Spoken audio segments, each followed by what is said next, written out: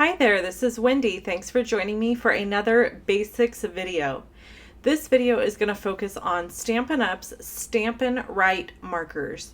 These are water dye-based markers, and we sell them in, or I should say Stampin' Up sells them in different packages. So here we've got the full set, and this is called the Mini Marvelous Marker Set.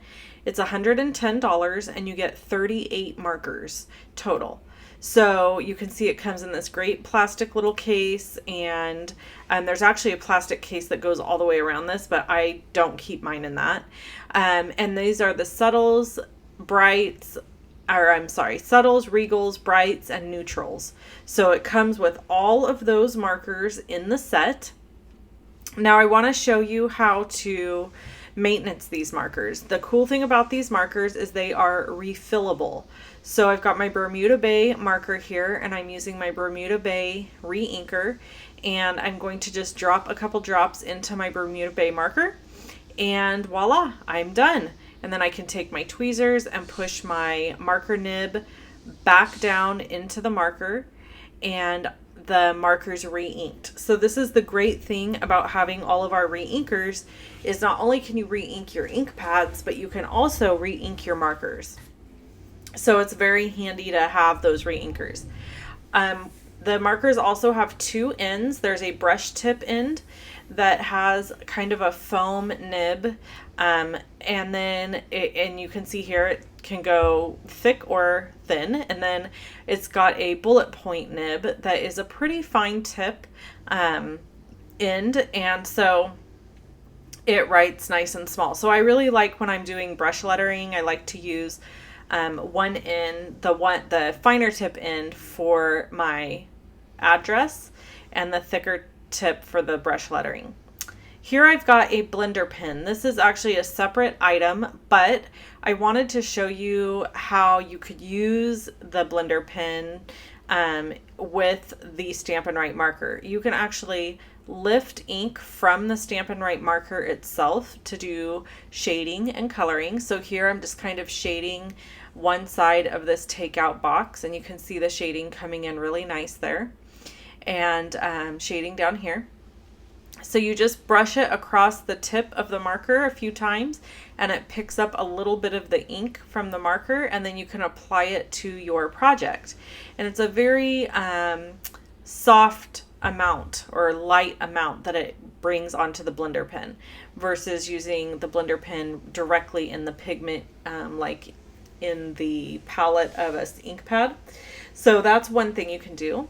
This is something else you can do. You can take your Stampin' Write markers and color right onto a clear block. And then you can take your aqua brush and use it to watercolor. Now this isn't watercolor paper, but you can see that it takes the water really well. And I'm just kind of lightly coloring with the ink. So this is a great option as well. And you could color several different colors on your clear block. You can mix them even, and have fun doing that. You can pick up color with your blender pen from the clear block where you've colored the color. And then you can see that this gets lighter and lighter and lighter as it goes down. So as you use the pen, you're going to get that gradient look. A tip for you on this is if you are looking to have a lot of different colors to color with, but you don't want the investment of all the ink pads, I would recommend getting the markers. There's lots of different techniques that you can do with them. One technique that I actually forgot to show in the video is you can take take a stamp, turn it upside down, and color directly onto the stamp with the Stampin' Write markers, and then stamp it. So you're able to just ink up the stamp using the markers directly on it. So that's kind of cool. This is another technique. I'm using the blender pen here, and I just wanted to show you the difference in the pigment versus using it with the Stampin' Write marker. As you can see here, it's a very dark and very heavy. So you get kind of a lighter look when you use the markers. the Stampin' Write markers to pick up ink versus sticking it into a huge pile of ink, if that makes any sense. I don't know if that makes any sense, but anyway, you do get a softer look. Okay, so the next thing that I wanted to show you is you can do some really beautiful brush lettering with the Stampin' Write markers. So I thought I would just brush letter a few things for you and show you how well they do. Now, for whatever reason, some of the markers seem to brush letter better than other ones, and I think it's because some of my brush nibs on some of my markers are a little bit more loved than others. You can actually replace the nib completely if you find them online. There are places you can find the nibs online and just replace them. I ordered some years and years ago, and I've still got a stash of them, and I honestly have no idea where they came from now. I wish I would have written that down. But I wanted to just show you a few lettering things here so you could see how nicely they work. So this is just kind of a basics video going over the things that you can do with the Stampin' Write markers and how to use them, how to care for them. You do want to store them on their side, so they're laying horizontal and flat, because then the ink stays dispersed throughout the marker much better. So if you store them on their end, one end or the other is probably going to end up going dry quicker. So like I said, you can re-ink them, but I just recommend storing them on their side because you're going to get the life of the marker is going to last longer. Okay, so there's that brush lettering technique. And then I have one more for you here I thought I would show because it's a really great, fun thing to do, especially with kids. I love letting my daughter do this because it just, I don't know, it's like magic to them, kind of, I guess you could say. So you take a light and a dark marker that are colors that would blend well together. So for example, yellow and blue will make green. So I'm going to take my Daffodil Delight and Tempting Turquoise marker and take the lid off of my brush tip end. I'm going to take the Daffodil Delight and rub it across the tip of the Tempting Turquoise and then do my brush lettering. And as you can see here, I get kind of a cool green color that comes out because it's mixing those two inks together.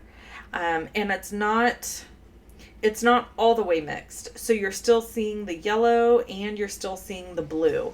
And I think that that's really fun because it gives you just kind of a different look. And then I always just scribble my marker, my lightest color marker, just a little bit to clean it off so that there's none of that blue staying in the marker and messing up the color. So I thought I would try one more with you just so you could see how it looks. So we're going to use Tangerine Tango and So Saffron. So again, we're mixing two colors that will kind of end up making an orangey or pinkish or even somewhere in between, kind of a rose. So I'm picking that ink up with the So Saffron, going into the Tangerine Tango, and then going down onto the paper. I also wanted to share that my Class to Go kit pre-order is only one more week away before it closes. So if you're interested still in getting my Class to Go, I would love to have you get it. You can pre-order it from me. I have provided the link below, and you can still get your hands on that. We made some really cute card kits this month, and of course you can get that awesome stamp set. There's 2 different stamp sets that are offered, and you can choose one for just $7. It's only $7 extra above the kit cost to get the stamp set, so it's an awesome value. Okay, so if you're watching this past April 11th 2018, then never mind about the Class to Go stuff. So anyway, yeah, that is how you use Stampin' Write markers. There's lots of different ways to use them, obviously, and I'm sure I have forgotten to show you some of them. I'm sure I didn't show you every single thing there was to show you.